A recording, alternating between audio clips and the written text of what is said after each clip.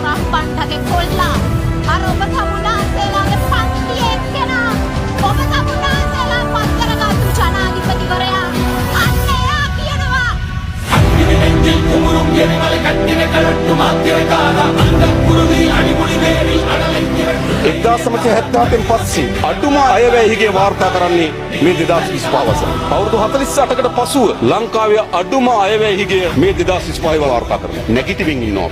අපි මේ වෙනකොට දිසාපතිවරුන්ට දැනුම් දුන්නා. තමන්ගේ ප්‍රදේශවල කවර හෝ ගැටලුවක් තියෙනවා නම් අපිට කියන්න අපි මුදල් ලෙවන්න ලෑස්ති කියලා. ඒ අනුව මිලියන 10500කට ආසන්න ප්‍රමාණයක් දිස්ත්‍රික් ලේකම්වරුන්ට මේ වෙනකොට නිදහස් කරලා තියෙනවා. මේ වෙනකොට ලංකාව කවදාවත් මෙහෙම වෙලා නැහැ මතක තබන්න. දැනටමත් අපි හදිසි ආපදා තත්ත්වයකට පහව යාමත් සමග ආපදාවෙන් බලපෑමට ලක් වූ පවුල් වලට තම නිවාස නැවත පදිංචියට යෝජිත පරිදි පිරිසිදු කර ගැනීම සඳහා රුපියල් 25000ක දීමනාවක් දීලා තිනවා.